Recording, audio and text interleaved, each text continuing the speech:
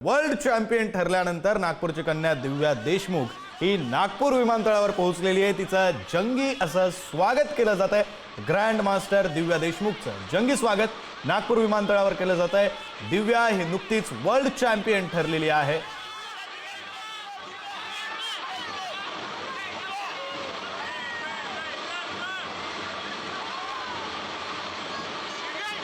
Grand master दिव्या देशमुखचं नागपूर विमानतळावर जंगी स्वागत केलं जातं आणि त्याची लाईव्ह दृश्य आपण पाहतोय। खरं तर दिव्या ही अगदी काही दिवसांपूर्वी वर्ल्ड चॅम्पियन ठरलेली आहे। तिचं मुख्यमंत्र्यांपासून ते अगदी देशाच्या पंतप्रधान नरेंद्र मोदींनी सुद्धा कौतुक केलेलं आणि त्यानंतर नागपूरकरांकडून तिचं असं जंगी स्वागत केलं जातं। आपले प्रतिनिधी जितेंद्र शिंगाडे फोन लाईन वरून जोडले गेलेले आहेत। जितेंद्र, खरं तर दिव्या वर्ल्ड चॅम्पियन ठरली, संपूर्ण देशासाठी अभिमानाचा क्षण होता। आता ती नागपुरात पहिल्यांदाच परत आलेली आहे। नागपूरवासियांच्या नागपूरकरांच्या नेमक्या काय भावना आहेत?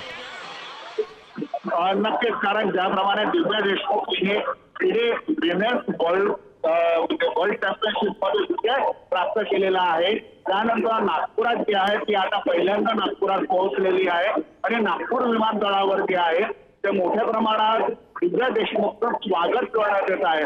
ज्यामध्ये स्थानिक बुद्धिबळपटू असतील किंवा दिव्याचे जे पारिवारिक मित्र आहेत, कौटुंबिक मित्र आहेत, त्यांचे कुटुंब पूर्णपणे पोहोचलेलं आहे इथे आणि तिथं स्वागत मोठ्या प्रमाणात इथे करण्यात येत आहे।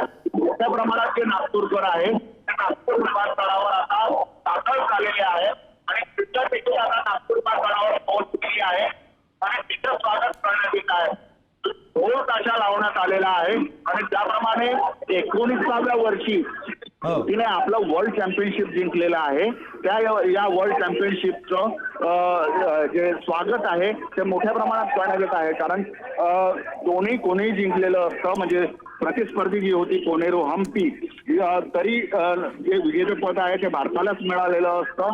मात्र नागपूरसाठी आणि महाराष्ट्रासाठी ही अभिमानास्पद ही बाब म्हणावी लागेल की दिव्या देशमुखने अवघ्या 19व्या वर्षी विमेन्स वर्ल्ड चॅम्पियनशिप जिंकलेली आहे आणि दिव्याचे जे आहे ते यापूर्वी मोठ्या प्रमाणात तिने अनेक पुरस्कार प्राप्त केलेले आहेत।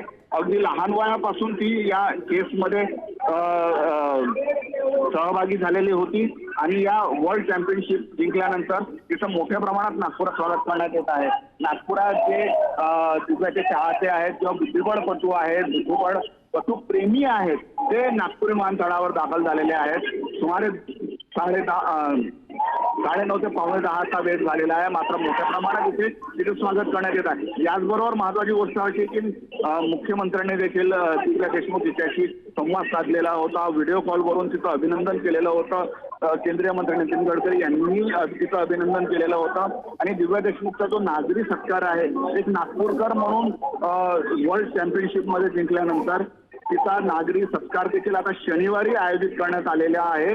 शनिवारी नागपूरच्या सुरेश भट सभागृहामध्ये तिचा जो आहे तो नागरी सत्कार करण्यात येणार आहे आणि यावेळी केंद्रीय मंत्री नितीन गडकरी, मुख्यमंत्री देवेंद्र फडणवीस, त्याचबरोबर राज्याचे क्रीडा मंत्री आणि इतर मान्यवर उपस्थित राहणार आहेत। एकूणच पाहता हा नागपूरसाठी आणि महाराष्ट्रासाठी अभिमानाची अशी गोष्ट म्हणावी लागेल की अवघ्या 19व्या वर्षी दिव्या देशमुखने विमेन्स वर्ल्ड कप चेस चॅम्पियनशिपवर आपलं नाव कोरलेलं आहे। ही नक्कीच नागपूरकरांसाठी आणि महाराष्ट्रांसाठी एक अभिमानाची अशीच गोष्ट म्हणावी लागेल। तिचा आता